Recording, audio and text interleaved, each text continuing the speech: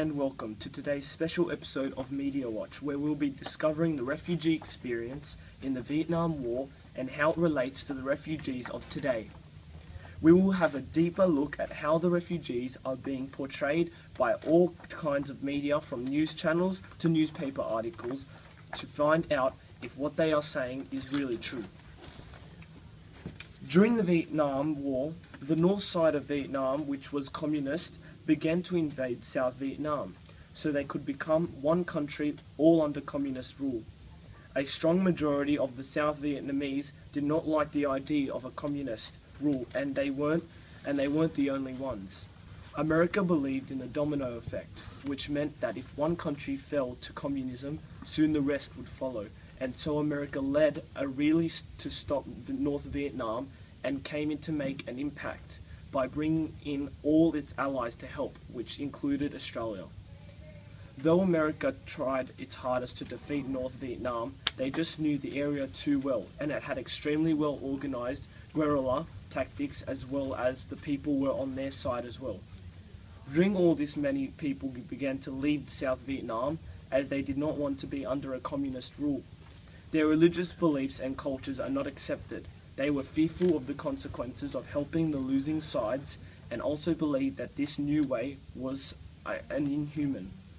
The Vietnam War was a long and painful one, lasting 16 years worth of Australia's involvement in it, and we are extremely fortunate enough to have a Vietnam War hero, Anton Phuc Nguyen, a refugee here that came here from Vietnam. Thanks for having me today, Anthony. Welcome to Media Watch. Thanks you. for being with us today. So let's get straight down to it. Why did you decide to flee Vietnam? Well, the reason why I fled Vietnam was because it was getting too dangerous to live there, and because I was a paratrooper who was siding with the Anzacs, and if the South Vietnam found out that I was working with the Anzacs, they would have executed my whole family.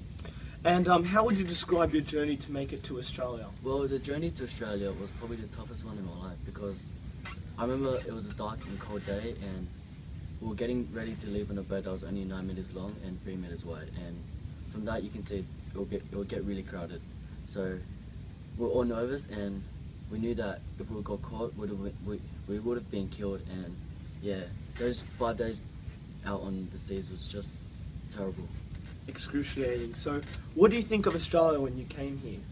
Well, when I first came to Australia, my emotions overwhelmed me, and I couldn't keep it in, because I was just so relieved that I was able to arrive to Australia with my family safely, and I was thankful to Australia to be able to give us a chance to live there peacefully.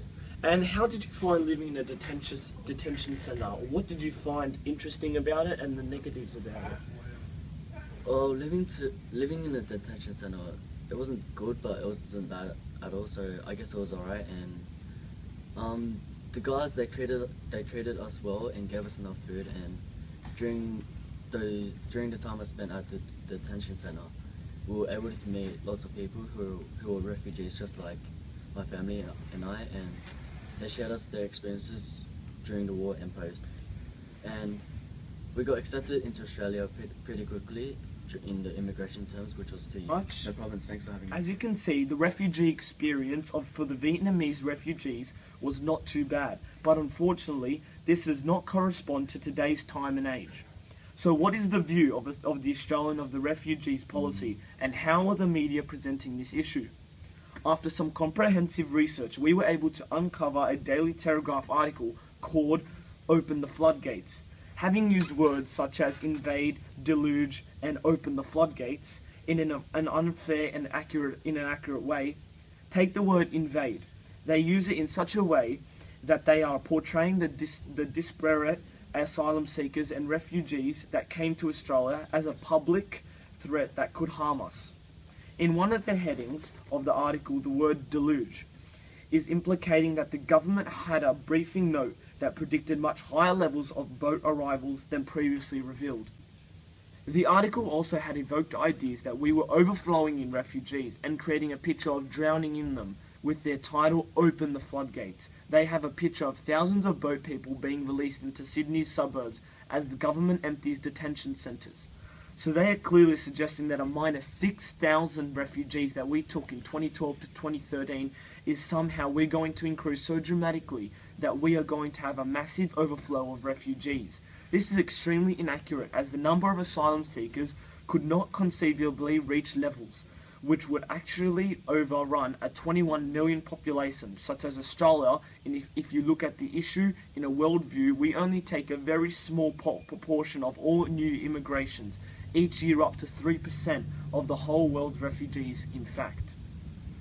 As you can see, this media article from the Daily Telegraph was not represented in a fair and just manner, making the refugees seem like horrible people that are going to come to our country and try to overtake, when really the complete opposite is happening.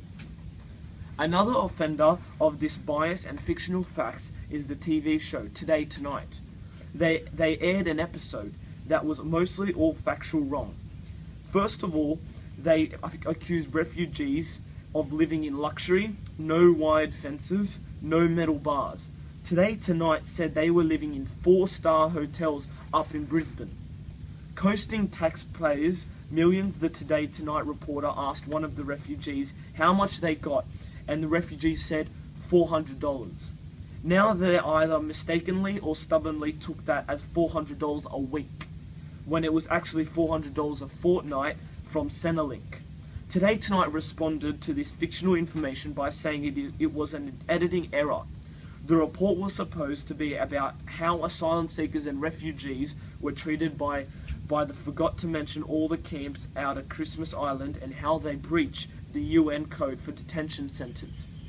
What is even worse is that Today Tonight did not conceal the identity of the refugees. However, the most disturbingly fact is that Today Tonight was filming the man secretly. He didn't know that the man he was talking to was a journalist, or that he was being filmed. This is against the journalist code of ethics. Also, they didn't even ask for his face to be put on television, and yet they did it anyway. So back to the topic of non-factual information, the $400 that Today Tonight thought that a refugee was getting a week was actually $400 a fortnight, and half that money was going to a rent. He also said that he shared a kitchen, a bathroom and a toilet with 14 other people. So there you have it. Today Tonight's report on the treatment of refugees was mainly based on very poorly presented when it came to facts and details. The truth in refugees get treated quite properly, and when they are released from detention they get the same pension as everybody. I'm Anthony Pettivoli, thank you for your time, good night.